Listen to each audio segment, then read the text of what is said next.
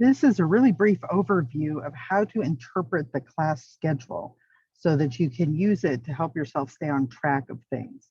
So the first page of the class schedule just gives you some general information about Zoom sessions and time management, how to read the schedule. So I'm going to go over that specifically. The one thing I do strongly recommend is at the beginning of every week on Monday, when it becomes available, even if you don't have a lot of time for anything else, take 20 minutes, watch the What Are We Doing This Week video, read over the weekly checklist, and that way at least you have in your mind what needs to be done for the week. That will help you organize your time as you go through the semester. So coming down to the schedule part, the CC and the GCF refer to reading resources. So CC is Computer Concepts Textbook. It'll refer to the chapter we're on. And GCF Learn is the website that you explored in the syllabus quiz. And so that will be an additional resource. It's not a required reading, but if you feel like you need more time to do something or learn some skills, that's a great place to go. And even if you just want to brush up on some stuff, that's a great place to go. So unless otherwise stated, all of the assignments are due on midnight of Sunday the week they're assigned. So I won't put the specific date down for every single thing. There are a few things that have alternate deadlines, and so those are noted here. But in general, try to get them done by Sunday of the week they're assigned. And honestly, unless it's a quiz or something, as long as it's there by Monday morning at about, I don't know, 8 o'clock or so, you're probably good to go. So let me show you how to interpret what you see here. Okay, in the far left column will be the date and the week. And feel free to check the dates and make sure I got them correct. I went through, but every time I reset a schedule for a semester, there always is the possibility that I'll goof up a date. So please, if you see something, let me know. The middle column is what our topic is and if there's any specific reading associated with it. So for example, in week 2, we have our topic is social media. And then we're going to read chapter 5 of the textbook. And then there's also a GCF Learn tutorial about Twitter that will help you get up to speed on that if you need it. The next column, the last column, are the assignments and deadlines.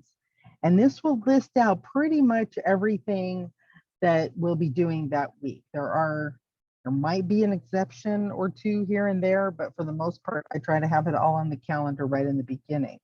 The checklist is always the final authority, the weekly checklist. So make sure you review that before just jumping in, because that will tie together everything. One nice thing about the assignment is you can literally check the boxes. And I'll show you how, because you can't do that on my copy. So I'll show you how to make your own copy here in just a little bit. So let me come down to this section here. Let's look at week 4 and 5, because this is a typical week.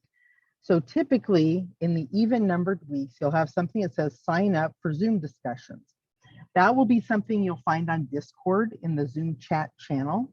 So in week 4, I'll use something called Apollo, the Apollo bot, to create meetings. And you just go to the meeting you can attend and click yes on it. There's a green check mark, I think, and you just click that, and that will register you for the meeting and set up a reminder for you. So that's pretty handy. And that will be in Discord on the Zoom chat channel. This green project that we won't launch until week 4 is a pretty big project. And if I scroll down, you're going to notice there's several parts.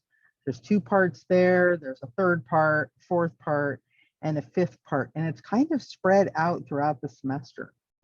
We'll go into that. That's a pretty big project, this Reliable Sources project. And it's actually one that wraps in together all kinds of skills that you'll be learning. Word processing, digital discernment, how to come up with criteria, just all kinds of good things, searching on the web.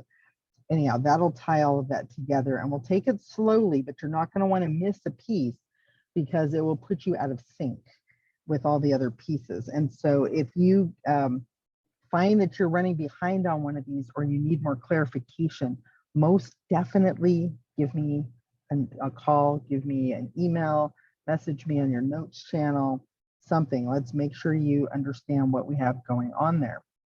So like I said, and actually, so if you just go down the whole schedule, you're going to see it's very consistent. The colored block weeks are our Zoom week. So you can plan on that. The times will be announced and they'll stay the same once we set them. They'll stay the same for the whole semester. Then you come down here into our final week, and we've even got our final. And that week 16 will hit us faster than you think. So you can print this off and literally like physically check off the boxes. And that's my strategy. I like to do that. However, there's another option. In your own Google Drive, so you can open this up. This is a Google Drive folder or file. If you go to File and click on Make a Copy, and I'm just going to keep copy, but you can put your name or something, and copy it to wherever you're going to remember where it's at. What that will do, see now I'm working on the copy version. So here's the original version, and then here's my copy. So on this copy, because it's in your Google Drive, now you can edit it. So when you do something, you can come in here and check off that you did it. And that hopefully will help you keep track, and you can look ahead. So looking ahead, you know, chapter 5 is in week 2, and we're not going to hit chapter 4, the next chapter we're reading, until week 5. So we're going to jumble things up a little bit and do quite a few hands-on activities. Anyhow, I hope that gives you a good overview of the class schedule and how it works and how it can be a working tool for you to help you with time management and to help you stay on track, and how you can also copy it into your own Google Drive and you physically, literally use it as a checklist to help yourself keep track of things.